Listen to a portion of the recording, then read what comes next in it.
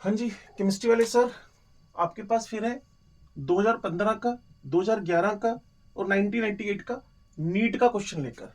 ठीक है ना। तो 2015 में उसने क्वेश्चन पूछा कि इसके टोटल आइसोमर कितने बनेंगे।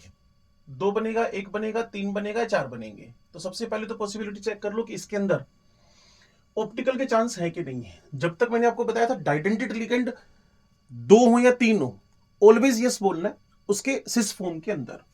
तो अगर आप इसका स्ट्रक्चर ड्रॉ करते हैं सीओ लिखकर, ठीक होगी बात। सीएल सीएल ऐसे लिख दे, इथाइलिन डाइमाइन, इथाइलिन डाइमाइन, एक स्ट्रक्चर तो ये बन गया। दूसरा स्ट्रक्चर, आप सीएल सीएल को एक दूसरे के अपोजिट रख दे, इथाइलिन डाइमाइन, कुछ ऐसे हो गया। तो इसके अंदर ऑप्टिकल के चांसेस तो खत्म हो गए क्योंकि ये ट्रांसफॉर्म हो गया। इसके अंदर ऑप्टिकल के चांसेस बन गए। तो अगर ये खुद एक डेक्स्ट्रोफॉर्म है जिसका पता हम प्रैक्टिकली लगा सकते हैं, फिर इसका एक लिवोफॉर्म बन जाएगा।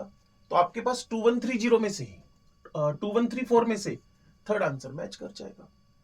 फिर आपसे 2011 में पूछा गया कि इसमें ज्योमेट्रिकल कितने बनेंगे। इस कॉम्बिनेशन को देखकर आपको एनसीईआरटी और मेरे लेक्चर की एक बात याद आ गई होगी, एम एबीसीडी जब स्क्वायर प्लेनर हो वहां ऑप्टिकल के चांस तो है नहीं, तो सिर्फ और सिर्फ किसके चांस हैं, ज्योमेट्रिकल के। और वो कॉम्बिनेशन में आपको याद है दो सिस और एक ट्रांसफॉर्म बनी थी।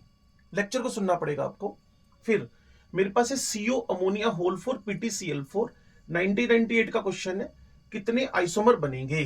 तो इसके लिए थोड़ा सा आपको, वैसे 2022 में इसका नोमेनक्लेचर पूछा गया, 1998 में इसका हमें आइसोमर पूछेंगे टोटल। तो चेक करना, मैं कोऑर्डिनेशन पोजीशन आइसोमरिज्म शो करते हुए, जो कि एनसीईआरटी का पार्ट है, कोऑर्डिनेशन पोजीशन आइसोमरिज्म शो करते हुए कॉम्बिनेशन बदलता हूं। सीयू अमोनिया, इसको थ्राइस कर दिया, सीएल भाई साहब एक्सचेंज कर लिए, पीटी सीएल को उतना ही रहने देता हूं, थ्राइस, फोर से थ्राइस की तरफ, एक अमोनिया इंटरचेंज कर दिया।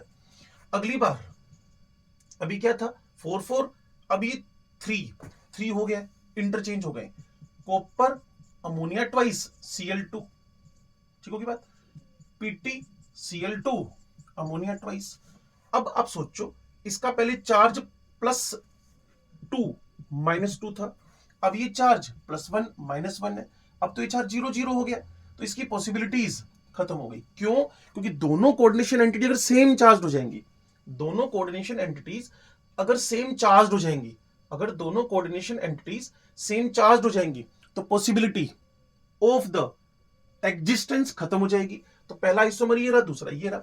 अब आप क्या करेंगे, दूसरे के बाद तीसरे स्ट्रक्चर में इस सीएल के नंबर को, कॉपर अमोनिया 4 से 3 से 2 पे आए, अब 1 पे चले जाओ, सीएल 3 हो गए, ठीक हो गया, और पीटी सीएल 4 से 3 से 2 से 1 पे, अमोनिया मेरे पास अब यहां पहले कितना था 0, फिर कितना हुआ 1, 2 वाला कैंसिल हो गया, फिर इसकी पॉसिबिलिटी हो गई, पहले 0 फिर 1 फिर 2 फिर 3 कर दो। वैसे ये इंटरचेंज, केटायन एनएन, ये केटायन बन गया, आगे चला जाएगा और ये कॉपर वाला पीछे आ जाएगा।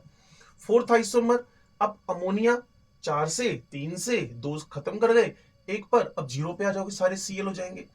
अब ऐसी पॉसिबिलिटी है पीटी के साथ सारे अमोनिया लगने की हो जाएगी। तो कुल मिलाकर अगर आप समझे, तो मैंने जो आइसोमर बनाए हैं वो इंटरचेंज किए हुए हैं। क्या इंटरचेंज किए हुए हैं? लिगेंड, और ये कोऑर्डिनेशन पोजीशन आइसोमर्स बनते जा रहे हैं। तो इस इंटरचेंज से जो कोऑर्डिनेशन पोजीशन आइसोमर्स मेरे पास बने हैं, आंसर सीधे सीधे क्या आ गया 4, क्योंकि बच्चा 5 टिक मारेगा, जबकि ये रिजेक्ट हो गया था क्योंकि दोनों पे चार्ज सेम आ गया था। ये 1998 का क्वेश्चन है। 2011 का एमएबीसीडी एनसीईआरटी के अंदर का क्वेश्चन है, ज्योमेट्रिकल पूछे, ऑप्टिकल की पॉसिबिलिटी स्क्वायर प्लेनर में होती नहीं है।